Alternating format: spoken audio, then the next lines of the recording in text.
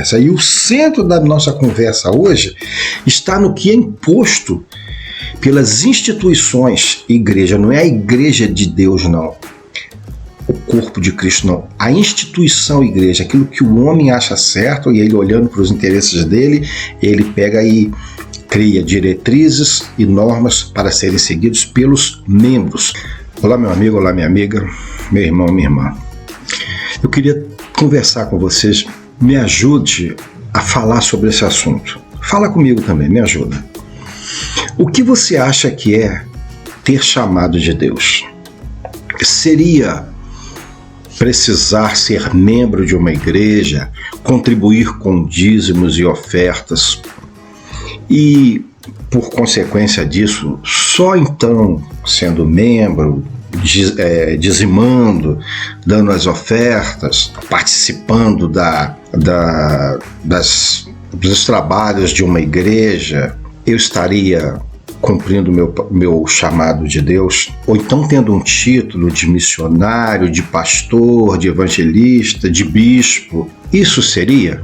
Eu, sendo membro de uma igreja, eu poderia cantar, pregar, atuar, né? Nós sabemos que há igrejas que, para o sujeito ser presbítero, diácono, mensageiro, ele inicialmente precisa ser batizado. Não é razoável isso. Pelos poucos conhecimentos bíblicos que eu tenho, o ser batizado é uma situação de que você crê no Senhor Jesus Cristo para ser batizado, porque a própria Bíblia ela nos traz exemplos disso. Para que você seja batizado nas igrejas de hoje, é necessário que você tenha o acatamento de certas diretrizes, que são manuais doutrinários, por vezes bíblicos, por vezes adaptados pelos próprios homens, da própria instituição. E estes manuais, às vezes, eles vêm em contramão dos preceitos bíblicos. Por exemplo, em lugar nenhum na Bíblia eu li que para ser batizado eu preciso ser membro de uma igreja. Você precisa ser batizado. Mas aí é que está o grande pulo do gato. Quando você se batiza, você se torna membro. Mas como você se tornou membro, você tem imposições que são feitas por homens.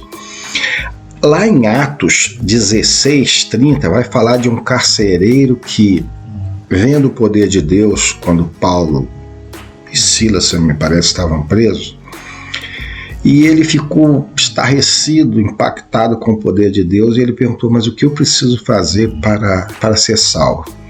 E a resposta veio no versículo 31. Crê no Senhor Jesus e será salvo tu e tua casa. Imagine, né? Se para você ser salvo, que é o que a igreja espera ser, nós só somos igreja aqui porque nós esperamos ser salvos. Nós precisamos apenas crer, porque a graça vem disso. E, seguidamente, no verso 33, diz que no meio da noite o carcereiro foi batizado. Aí, então, só que em nossos dias, o que dizem grande parte das igrejas, e eu não vou te dizer que eu concordo, que eu discordo, não, estou apenas fazendo um paralelo do que a Bíblia fala, do que as igrejas falam pra gente, e existem até igrejas que você sabe muito bem disso, que fazem uma lavagem cerebral no indivíduo. Então, para ser salvo, é necessário crer em Jesus como Filho de Deus, que morreu, ressuscitou e está à destra de Deus Pai.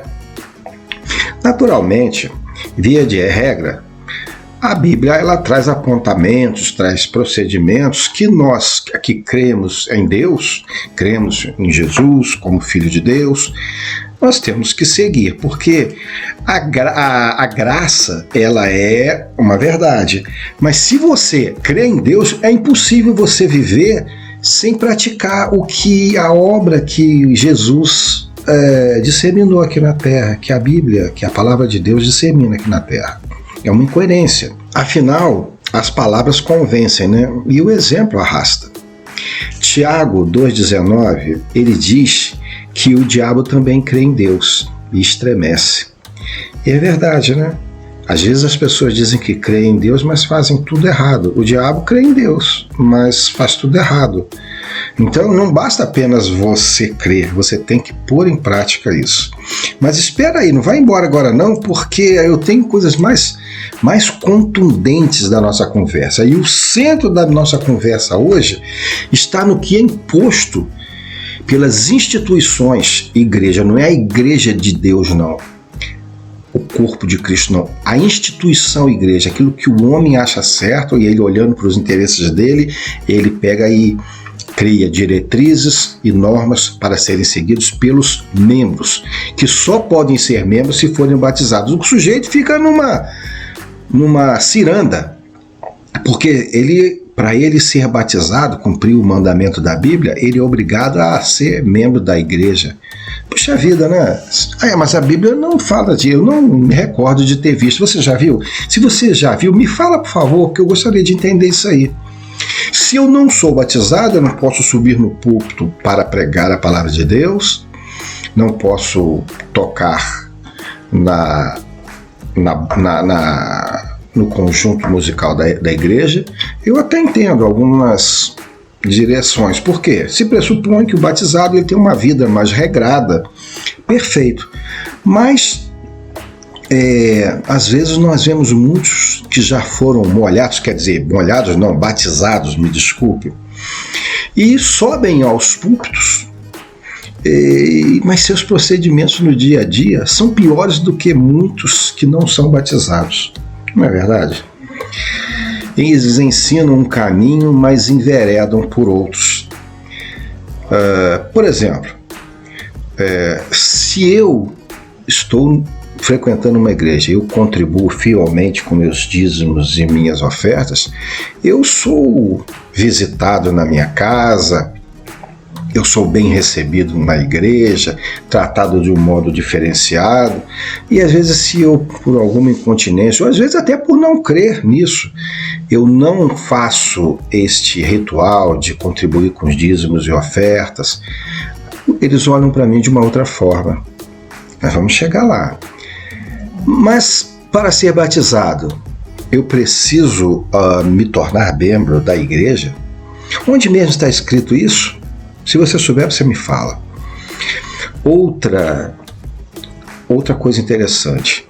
Há igrejas que, se o membro não for dizimista, ele não pode dar um pio nas assembleias. Assembleia, você sabe, é aquela reunião onde se decide coisas, onde se fala, não, é melhor fazer aquilo, mas é melhor fazer daquele outro. Mas, diga-se de passagem, às vezes o líder, o presidente, né? Você sabe quem é o presidente da assembleia numa igreja, né?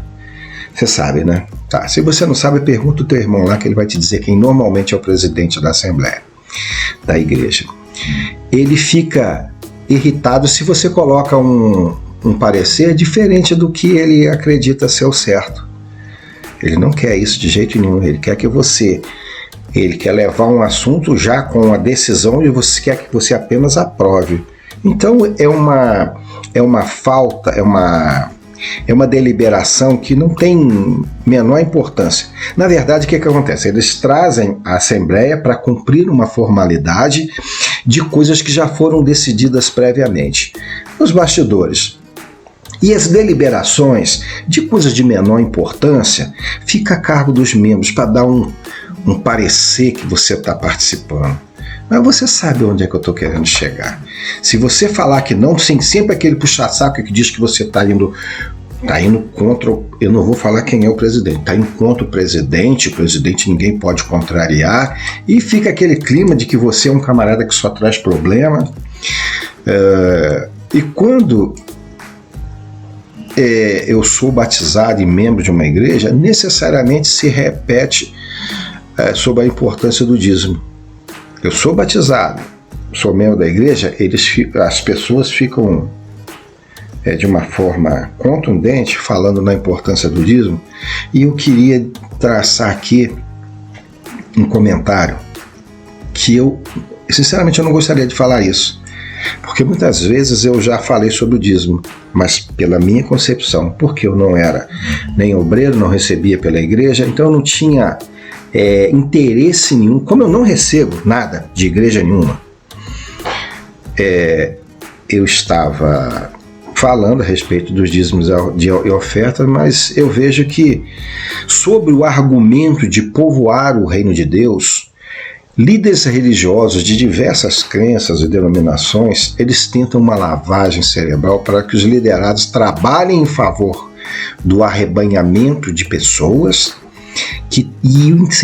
a intenção real é aumentar o número de membros das instituições religiosas. E quando você aumenta o número de membros, aumenta não só o número de membros, aumenta tudo. Arrecadação. Um sujeito, uma ocasião, falou assim: olha, no púlpito, um pastor falou: olha, se você não for batizado, você corre o risco de não ir para o céu. Até o batizado corre o risco de não ir para o céu. Basta ele se desviar dos preceitos de Deus.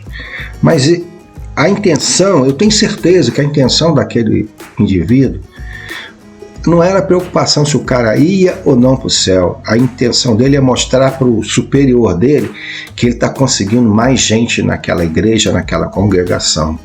Que ele está conseguindo aumentar o número, está conseguindo aumentar o quantitativo de pessoas naquela igreja.